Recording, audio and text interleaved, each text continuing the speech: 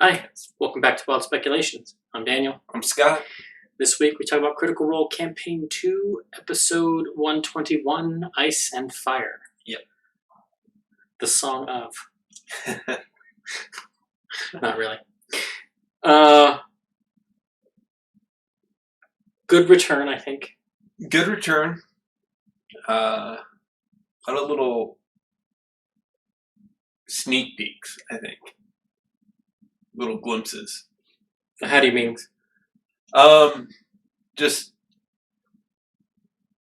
certain, we know things are coming, but just, I think there's certain glimpses, and we'll touch on them as we go through the episode, but there's just certain things that are just like, okay, just little glimpses into different people.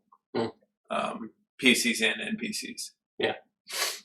Off the bat, we have a clarification that Matt needed, I guess. That the amber was not around Caleb's neck. It was in the bag. Which makes me think, because we didn't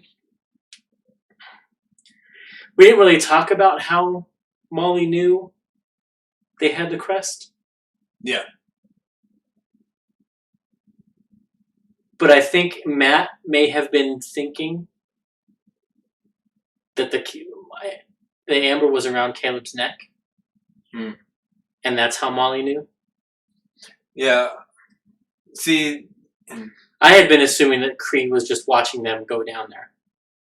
That's what I assumed too, and because Matt stopped to look up as soon as they're like, it's in the bag and holding, he's like, oh, let me check something. And he's checking the spell, make sure the amber wasn't in an extra dimensional space. I don't think that, that's how, because I don't think he could have detected it in an extra dimensional space. But I mean, maybe he was able to find the tower.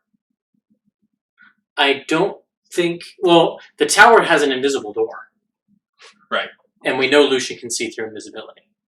True. So that's how he's able to the tower. Okay. But I don't think he... Now I kind of want to go back and see what book he was holding, because I was pretty sure it was the player's handbook he was looking at. And the amber's not going to be in the player's handbook. No, but that's why he was also looking on his phone. Oh. To look up the spell. Yeah. Just the way he reacted to them saying it was in the bag holding, oh, now I have to check something. Yeah, and we did talk about that. We did. We most definitely did. So yeah, and they were patting themselves on the back. See, we do some smart stuff. Repped it twice for freshness. Yeah.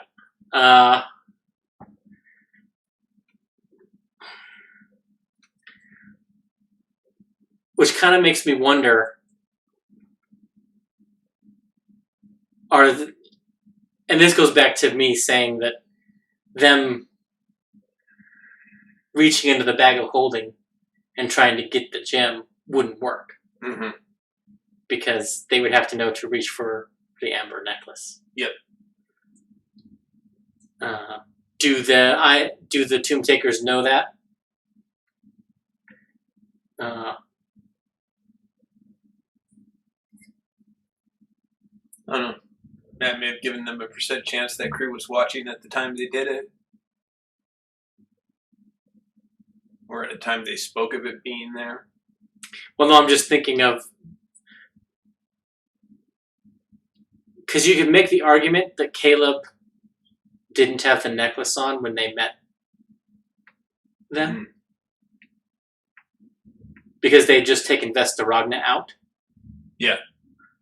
So it may not have been on him. It may have been near her body.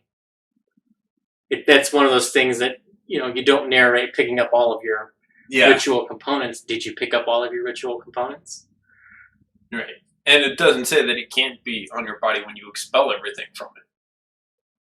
It's only got to be on the ground in a circle when you're putting things into it. It's true. So, I guess it all depends on interpretation and how it was intended, and which Matt and Liam would know best on. So, to the meat of the episode, the beginning. Yes, the official introduction. Matt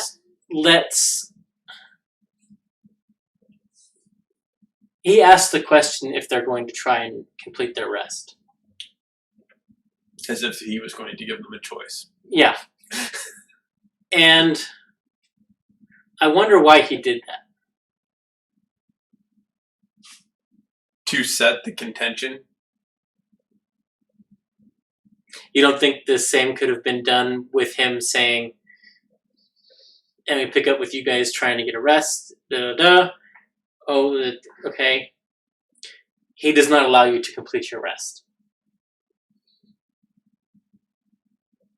Same end result, but one is going to have the tendency of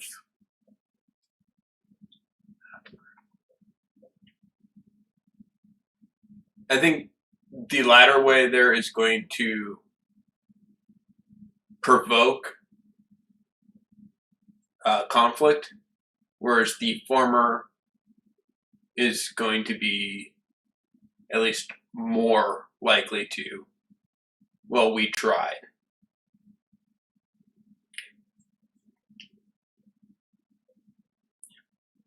Yeah. Speaking as a player, if it was presented to me one of those two ways, I'd be more likely to fight it and start a conflict the latter way than the former.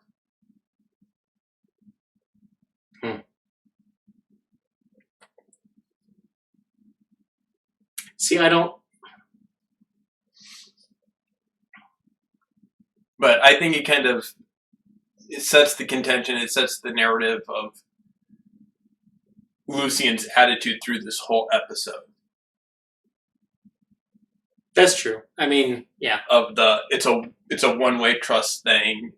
I hold the cards. It's a posturing maneuver. Yeah. Yeah, and it allows him to set up, to establish freshly in the players' minds the dynamic left off in the last episode.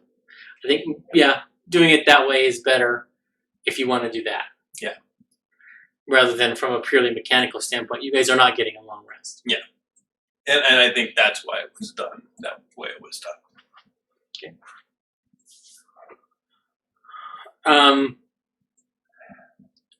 We have the intimidation, really from Lucien's side. Yeah. Not much from the Mighty Nine. Because I don't think... I am quite certain they don't believe that they can take it.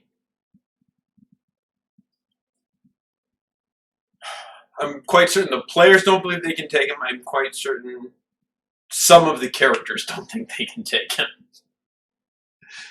Yeah. Though, to be fair, Bo is always posturing as though she's trying to intimidate. Or majority of time. I think not necessarily intimidate, but to provoke. Yeah, that's fair. That's more accurate. And we have the awkward bonding between Veth and Otis. Yes, and like I asked you, is it still having their back if you're the one doing the stabbing? Yeah. I mean, you have it. Yeah, and it kind of makes me, like, I was thinking about how they're going about it. Because both Jester and Not, with the urging and support of Bo, are each in their own ways trying to undermine the Tomb Takers. Yeah. And I was trying to think which one is more evil. Like, which one is more of a betrayal. Because Jester has been as standoffish as Jester has ever been. Yeah.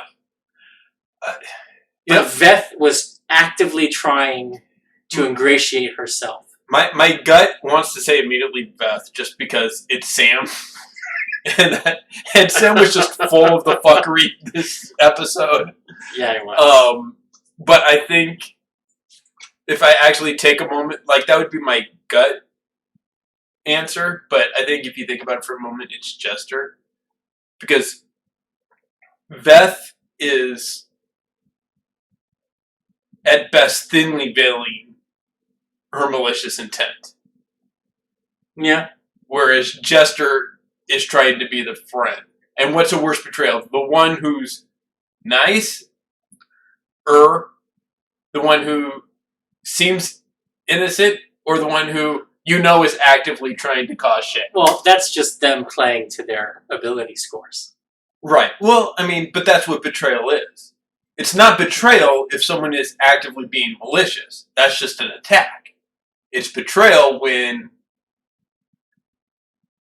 So you're saying because Jester is better at being friendly, she's more evil in her betrayal? Yes. Okay. Well, at least it's more of a true betrayal.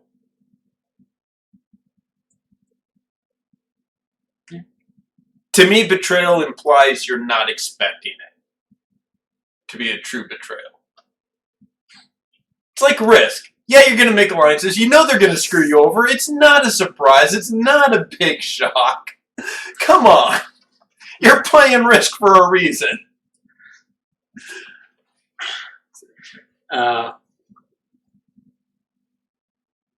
Yeah,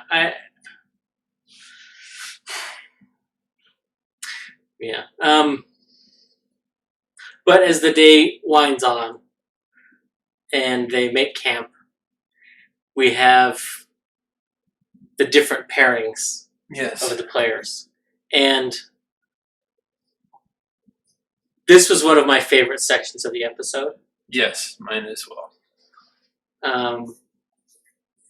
And for the first time in a while, nobody around the table tried to step on anybody. Matt wasn't trying to move the story along. No other players were trying to end up in a conversation. Yeah. Bros. The first one is Bo and Yasha. And they have their little, look, I was planning on the tower, and Bo admitting that she had some ideas. Yep.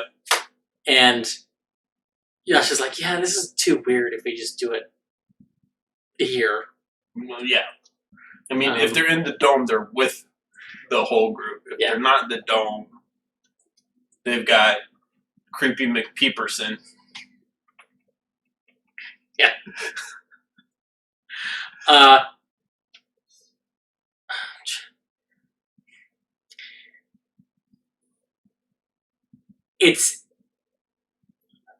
don't know. It's interesting to me to watch them try to keep it a secret. But, like, I don't know, I guess I don't really understand why they think, why they think they can. Right.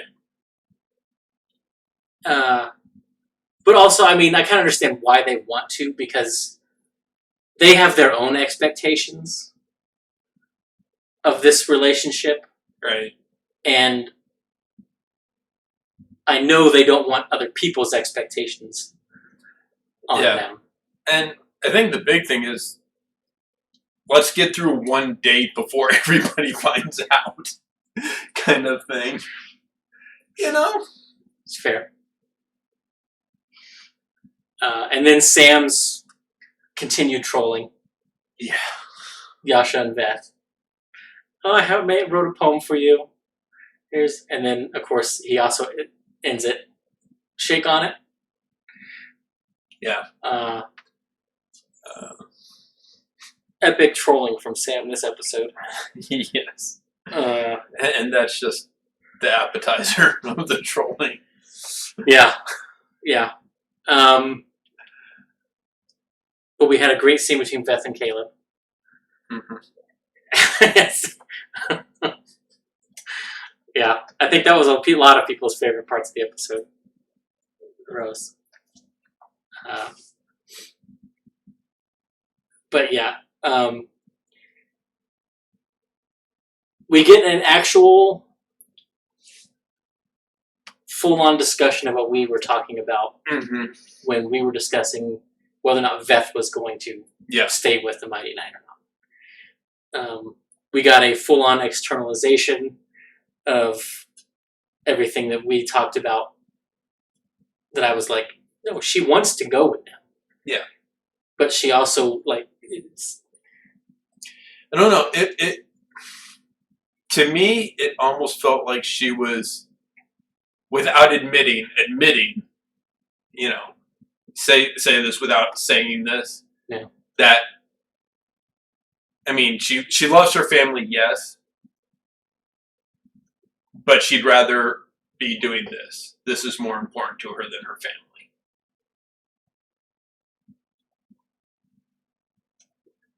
I don't know if I would go that far. Her regrets are not that she's not with them. It's that, well, if it goes badly. If it goes badly, then, well, he's going to have a hard time finding someone else. My kid's not. But, you know,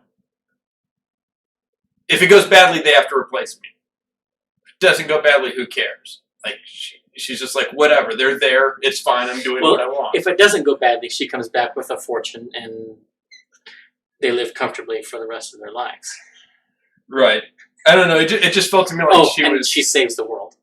Yeah, it felt to me she was like, if it goes good, it doesn't matter. You know, if it goes mediocre, it doesn't matter because, you know, I'm where I want to be. I don't want to be with them.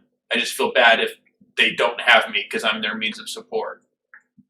And it may not have been intended that way, but that's kind of the vibe that I picked up. Like, she's only with them out of obligation because it would be hard without her. That's not what I got out of that. So,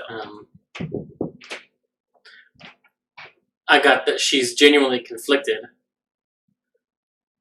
But, like, there's a lot of reasons why she has to be with the Nine.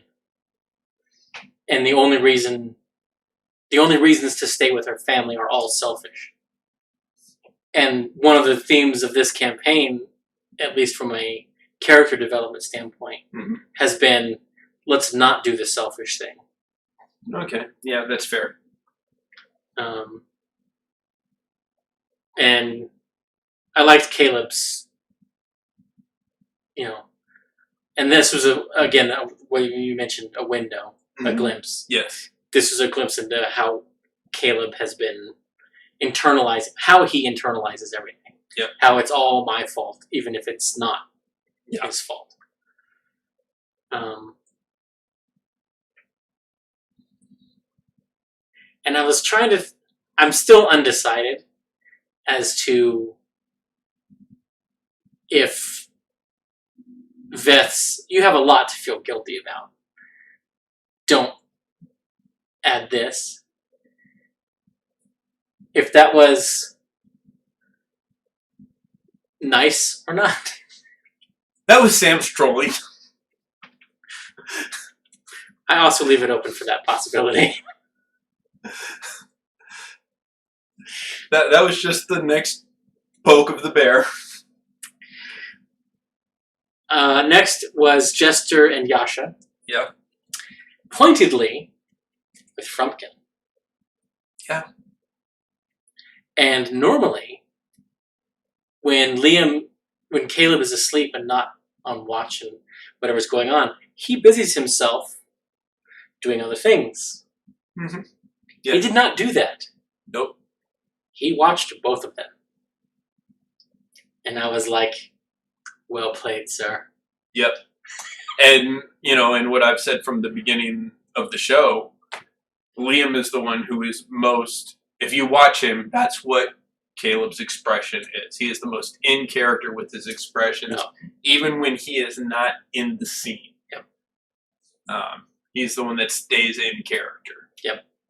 Laura's the most immersed in the world and picks up on the most. Liam is the most immersed in his character. So I love that, like,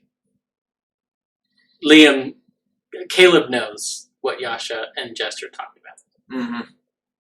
Mm-hmm. So even if he wasn't in the cat's perception, he and Frumpkin can speak telepathically. Yeah. And Frumpkin can inform on everybody. Oh, and it wouldn't be the first time that he's said, you keep watch and tell me what I miss. Mm-hmm. And had Frumpkin report at the end of the night, at the end of the long rest. Yep. So yeah, that whether he knew it in the moment or he knew it immediately after the rest, he knew it. Yep.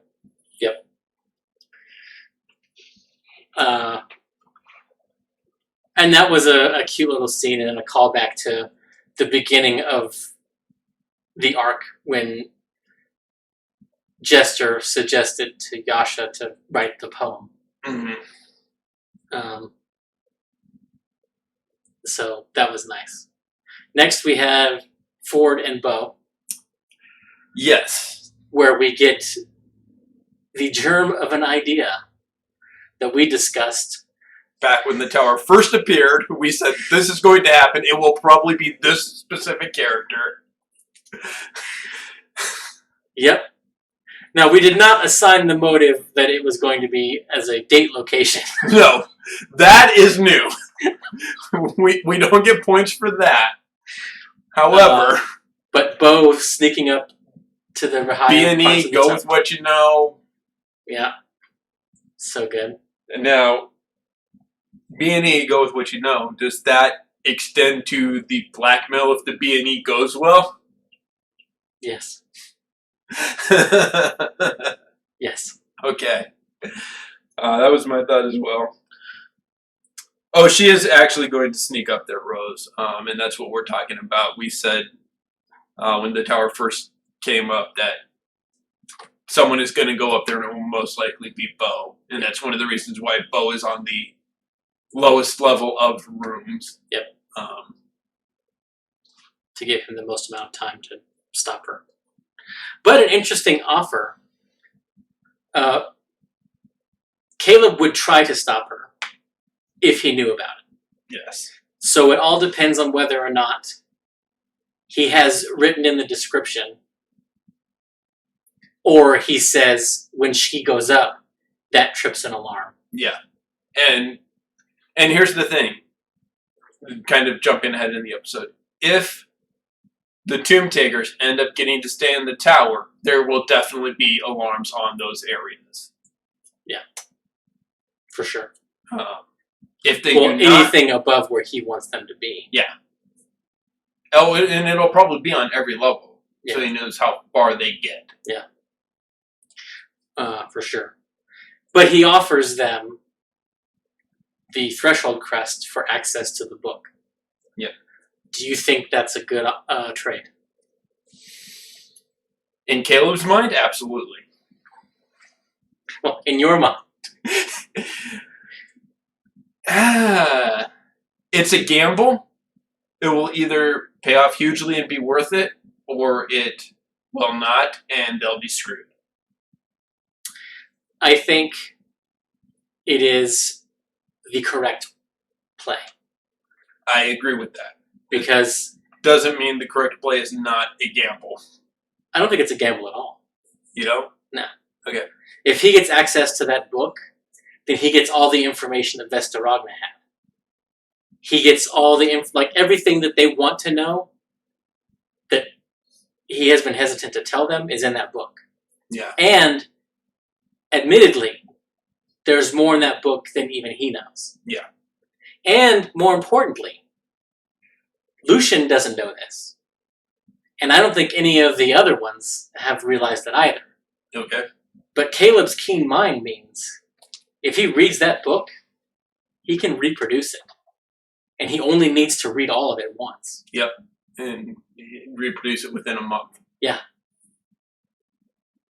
So all he needs is one night with that book. Yeah. And he can... And then they can take their sweet time decoding it. Yep. And they already are going with...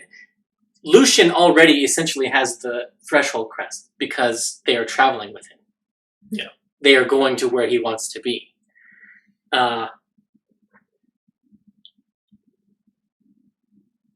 So whether Lucian has that threshold crest in his hand or it's in their pocket is kind of immaterial. Well, that goes back to if like say they were worried that the Tomb Takers would abandon them if they got the threshold crest. They have already demonstrated the ability to pass them. Yeah. I think, and that was when they were unsure about where they were going. Right. I think the issue is not whether or not they can get another threshold crest or whether or not the threshold crest is any less safe while it's in Lucian's hand or theirs. I think while it's in their hands, they have that option of teleporting it away.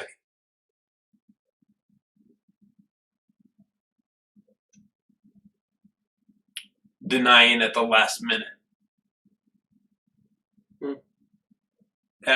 That's the only reason to, you know what I'm saying? Yeah. That's the only reason to want it in their hands over Lucian's. Fair. We also learned that Lucian doesn't sleep.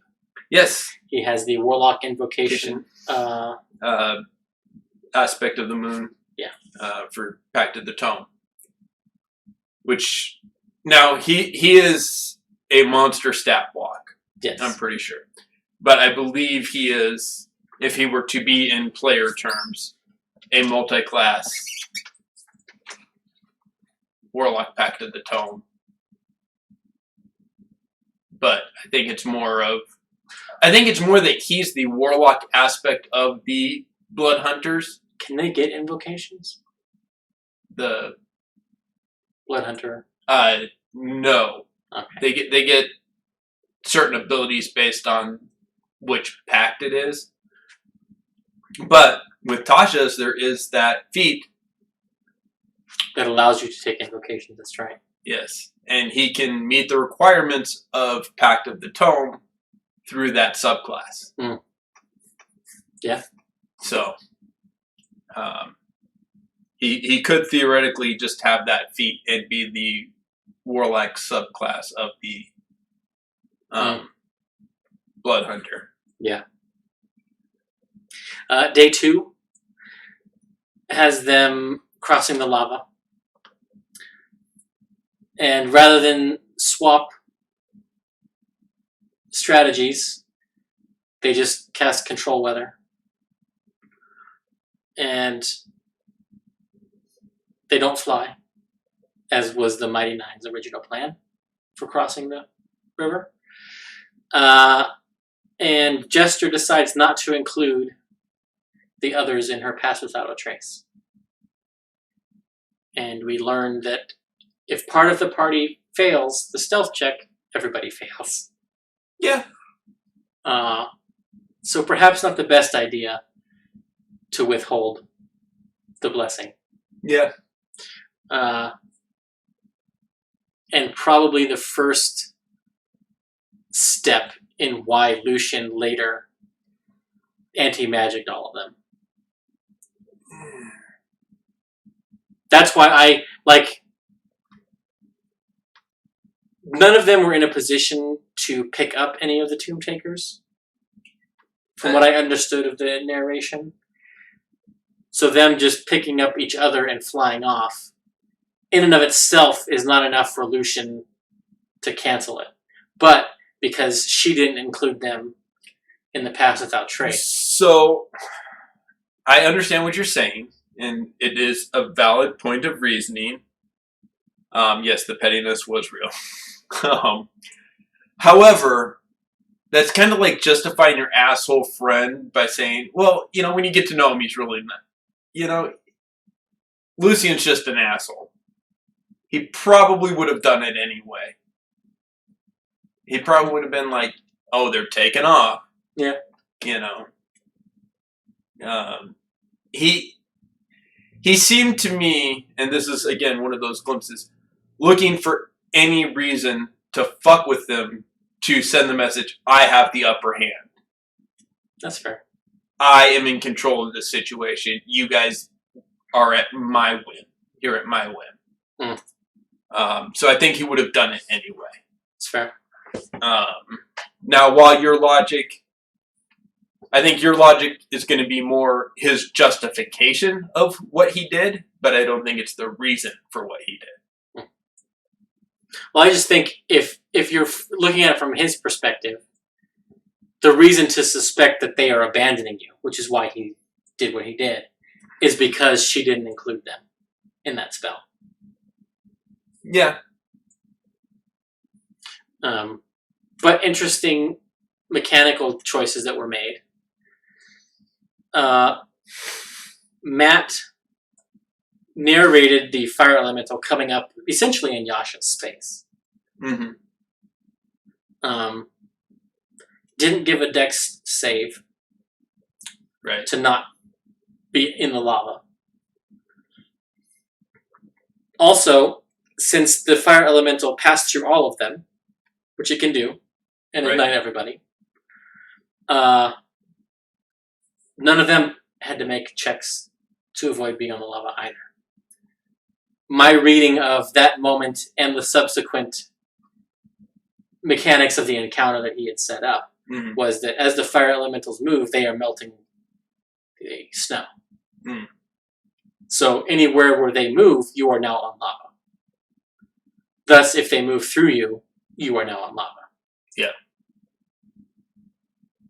But he didn't, no dex saves, and no one took lava damage. Right. Then, either. So I'm wondering if that was a freebie to set the mood, or if he just didn't think about that. And the other side of this coin is, he also didn't seem to be applying damage to the fire elementals when they passed through the snow. And see, I was going to say, it seems like a mechanical thing in that region, because the snow and the ice would just sit on the lava. So you're busting up through the earth, the snow falls down around you. So they're still on the snow. It's not damaging them, they're not damaging it.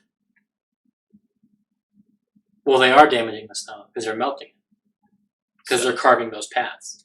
Right. I think that's a separate action that they have to take to do that. Just like the ice can, and the snow can be on the lava and not melt. I think it's got to be a specific action to actively melt the snow. I was just reading it as that's the natural ability of the fire elemental, the ignition ability. Right. But you've also got the fact that they're not taking damage from the snow either. Yeah. So there's something in that area that, plays it a little different. Yeah. Well, that's why I just wanted to bring it up because to me it was interesting that. Yeah, no, definitely. Yeah, it was. That was just the justification for it in my head as I watched the episode. Yeah. Ford has a MVP moment with his create water. Yes. Car wash. I ran an encounter with a fire elemental, and it was not. It did not go well for the PCs. And it was that fire damage every turn. Yep. And he just negated that. So it was just like, and it was cool. Yeah. I'm wondering So like the physics part of my brain started wondering, and I didn't bother to try to do math or do any research on it, but I was like, how high up would Ford have to cast control water for it to become snow before it hit the ground? Interesting. Yeah. Because we saw when he cast control water and it rained on the lava, it hissed and reacted the way you'd expect. But when Sam froze some water that he took out of his pouch and threw it, the ice remained ice. Yeah. So I was just like, to me, I was like, oh, it's neither here nor there, but yeah. But yeah, it tells you there's a certain temperature threshold that once it goes below that, the lava doesn't affect it. Yeah. And I was like, could you, in theory, because as you upcast control water, it's a larger volume, a larger area that you can affect. Say if Jester flew him up high enough, could he cast it at 5th level so that it falls as snow instead of rain? It just freezes on the way down. And then coats. Could they build a bridge that way across the lava? I think so. And I think I was kind of wishing Sam had narrated making shoes. Yeah. Because I would have, had he done that, and I'm the DM, I don't bother asking for a jump check. Yeah, and he even toyed with the idea, because when they were first thinking of it, he's like, we can make ice skates. Yeah. You know, so he toyed with the idea, but never followed through with the execution. Yeah. So, and I'm kind of sad about that, because he did toss it out there. I was like, yeah, do that. But he didn't, so.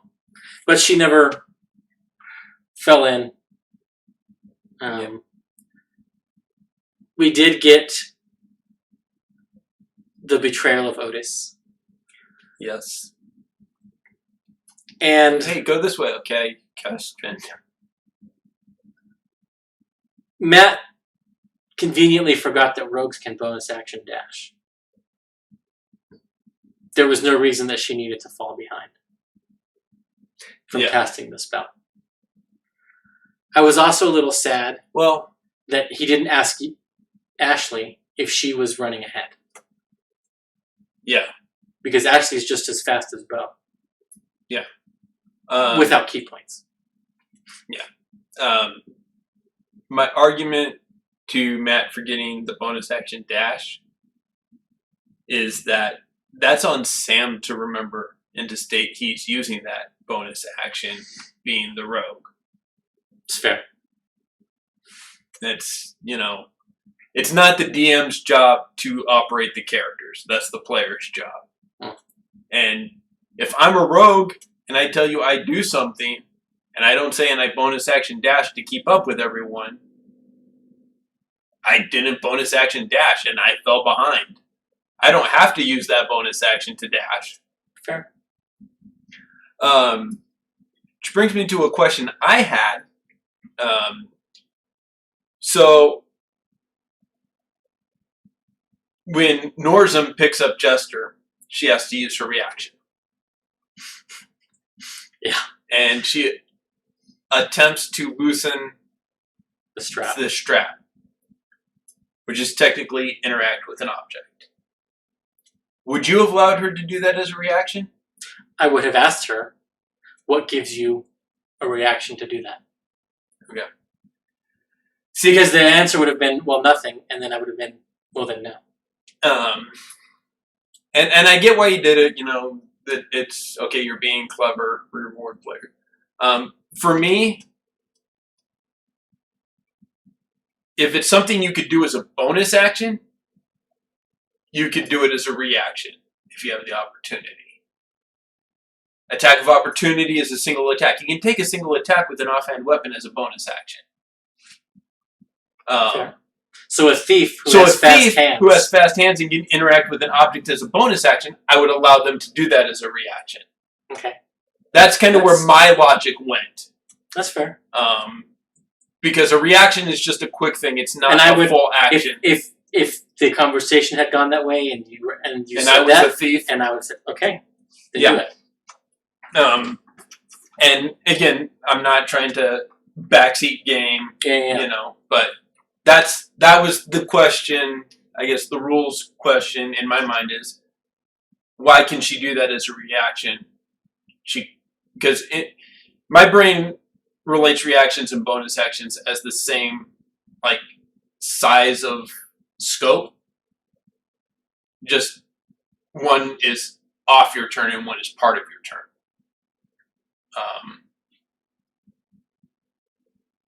I guess that's not an unfair or unreasonable connection. Yeah. But rules, Hoyle is she can't. Yeah. Unless she readied the action. Right, readied in action, because that's a specific thing that says then you could use your reaction to take the action. Yeah. So that's like one of those quarter cases. It wasn't until my rewatch that I started, because I had watched WandaVision. Yes. In the interim, that I thought of the WandaVision scene where the neighbor is talking about falling and letting him catch you. And she does that when the boss is over. Yeah. To distract the boss from going in the other room. Yeah.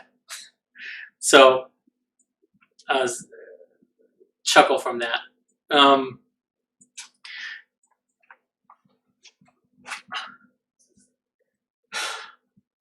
We also got evidence that they're all blood hunters, to some degree, because they all activated the weapon.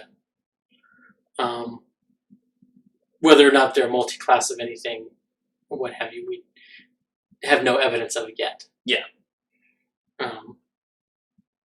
So that was interesting. Yeah. So while we talk about how Matt was kind of allowing the reaction sleight of hand, I thought he was a little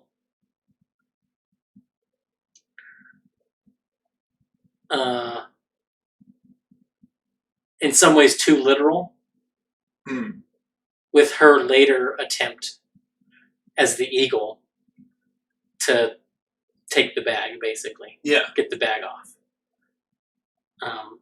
I thought her intention was very clearly communicated. Perhaps the methodology she was describing did not jive with Matt's narration or understanding of what she wanted.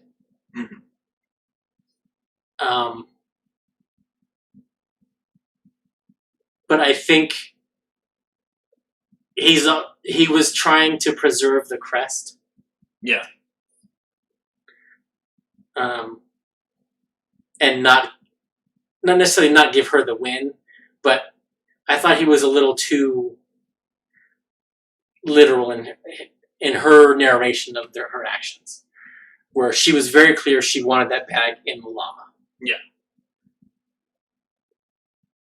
And she rolled really well. So I think I would have given it to her.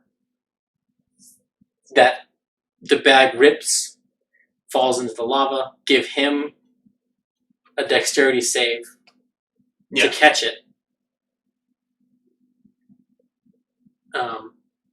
Yeah, I would have allowed it to drop, allowed him a dex save to save it. Although there was nothing subtle about it, because there was no any kind of check to make it look like it wasn't intentional. Well, I think he gave her. She just made a strength check. My interpretation was that it was a strength sleight of hand, but the eagle doesn't have sleight of hand trained, so it's just a straight strength check. Okay.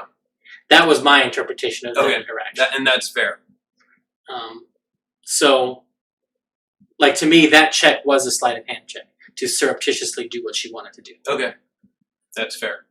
And in Matt's narration, that's how he presented it and understood it. Because he says, you have enough control. Yeah. What do you want? And she was just unclear in her narration. That's how I interpreted it. Okay. And that's 100% fair. We also got evidence that part of, speaking of Lucian's monster stat block, anti-magic cone. Yep. I'm fairly certain that is the monster ability that he has. Yeah. Because Liam asked, can I counterspell? It's not a spell. It is not a spell. There's no hand gesture. Yep. He looks at you, which is the Beholder. Yeah. Anti-magic cone. It's all done. So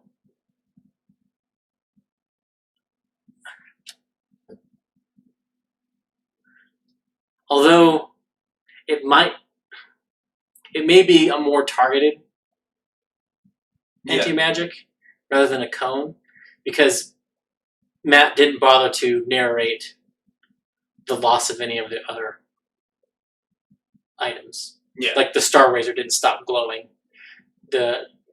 All the things that he had, you know. So, interesting. At the end of the day, though, they say, we're going to go set up the dome and set up the tower. Before we get to that, let's talk about the one other big thing that happened in the fight. And the, I guess, crowning jewel of Sam's trollery. Oh, yes.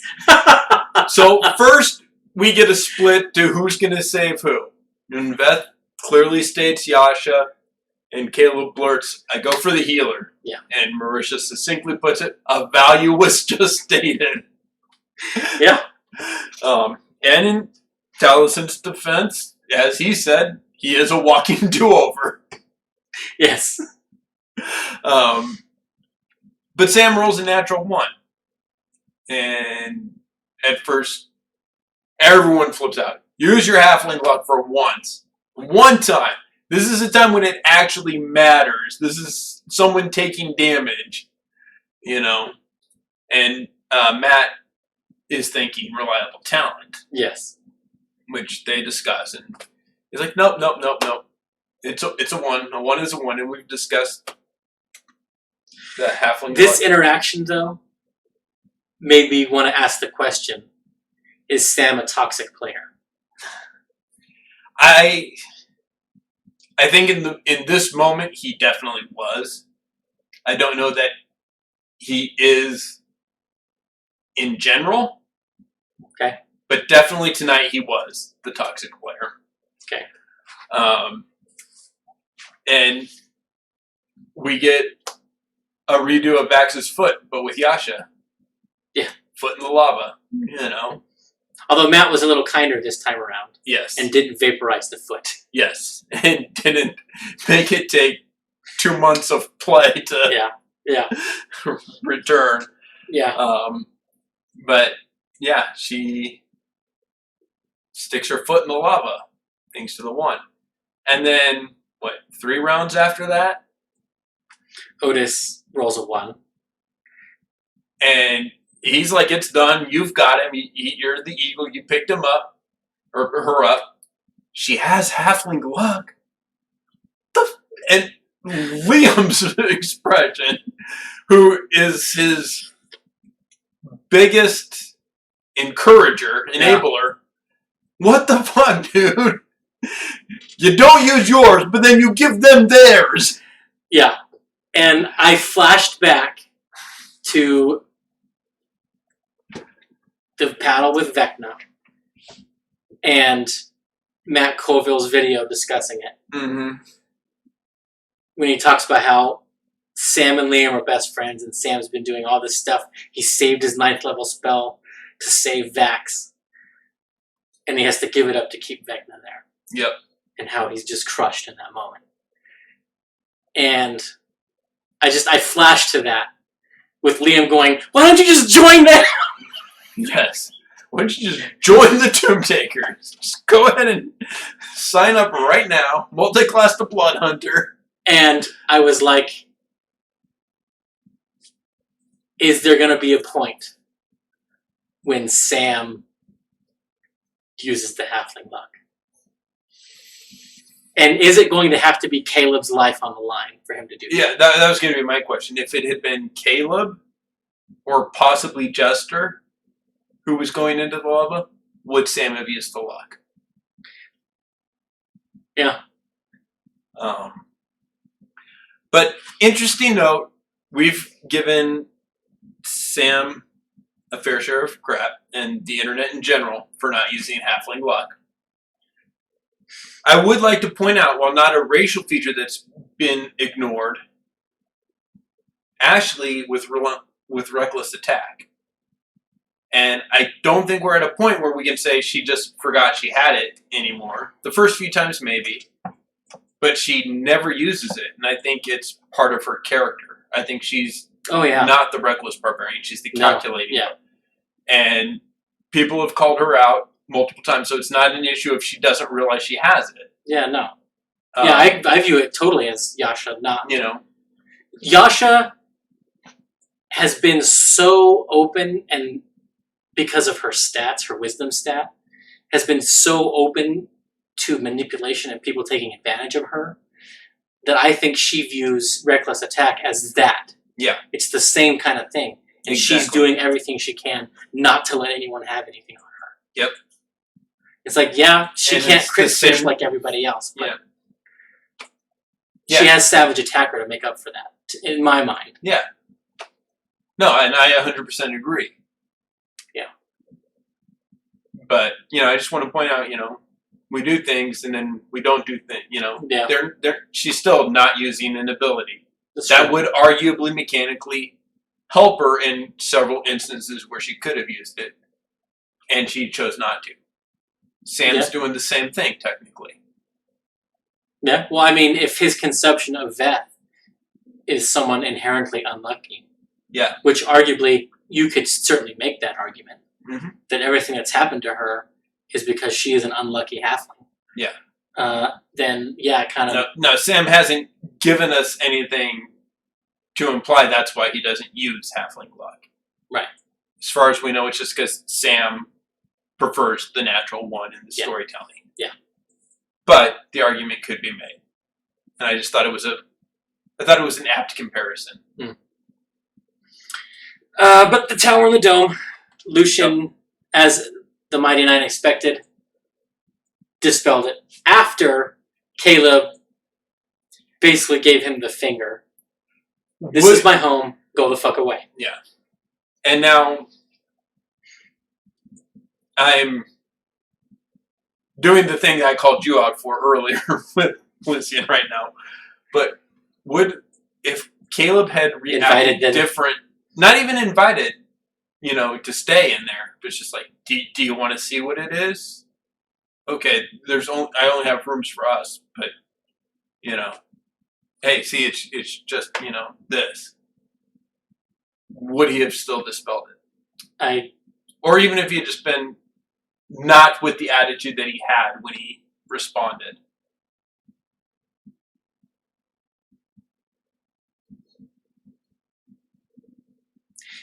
The only way he doesn't dispel that is if they invite him in. This day? Yeah. Okay. I agree, but... Caleb's attitude merely made it tastier. Fair enough. But we get probably the most powerful part of the episode when Jester says, I have tarot cards. Mm-hmm. And the best illustration of the dice no. Yeah. That we've probably ever seen. Because they roll. And the look on Talison's face, the reaction, just because he designed the majority of those cards. Yeah. I mean, there's a few gestures added, but he knows. Yes. And he's like, "Oh fuck! Yeah. Oh fuck!" Yeah. You know. Yeah, and kudos to him for remembering, because he doesn't seem to do that very much. Yeah. Like he usually has to wait. What? But that tarot card reading, like, yes, what Marisha said, it's tarot. Anything is applicable, like how you spin it. That's true. Mm-hmm. But damn. Yeah. I mean, they could not have scripted it better. Yeah. And that's why Travis made the joke. Our writers, man, since COVID. Because Brian's been on his game. You could not have scripted more. And I think that's probably going to be one of the things they talk about tonight on Talks. Yeah. With Matt and Marisha. Which I also think, well, we'll see. Because Brian might ask the question, but I don't think Matt will answer it. Probably not. But when he narrates Lucian, he says his hand twitches twice. And then he gets up and it isolates himself from everybody. Yeah. Taliesin, when his hand twitches, usually twitches twice. Mm-hmm. And I think that was a call back to Molly. Like, oh yeah, there was a lot of. That was the first glimpse of what the players have been hoping, or what Jester and Yasha. That was the first solid glimpse. Yeah, that maybe there's a bit of Molly in there, and I think that's intentional. I don't think there's Molly in there. I think he wants them to think that.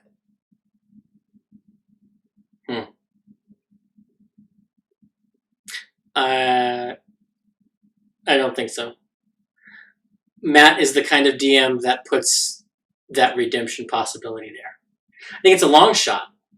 Okay. But I think there's a way for them to do it. They just have to figure it out. Just because that's the kind of storyteller that Matt is. Yes, that's true. He doesn't really do the lost cause, no hope thing. Especially with a major NPC / former PC. Yeah. So, yeah. But for MVP this episode, I had a hard choice when I was trying to think about that. And I kind of want to give it to Taliesin. And mainly for the perspective line that he gave Lucian, that Yasha fed back to him later. Yeah. After they were like, we could have flown us all across and wouldn't have had to deal with any of this bullshit. But you didn't want to. Hindsight's 20/20. Yeah, it's called perspective. Yeah. Yeah. But I also want to give it to Laura for her finessing of the undermining plot. Yeah. And the tarot read. Like as a powerful storytelling moment. Yeah. But also, can you give that to Laura, or is that more the dice? I don't know. Yeah. But I think the tower is going to be interesting. And I think that will take up a fair portion of the next episode. Oh, yeah. And I'm looking forward to it. Yeah, because we have to have the Tomb Taker's reaction, the new added rooms description. If he adds rooms, he may just put them in the Grand Hall. That's true. Like he did the Yeti. We need to have the sneaking up, and possibly the sneaking up of the Tomb Takers. Yeah. if we're going through all that, we're going to have a moment with Ford and Jester too. Yeah, probably. So. But that's all the time we have for tonight. We will see you guys next week. And we are going to go and enjoy Talks Machnia, I guess.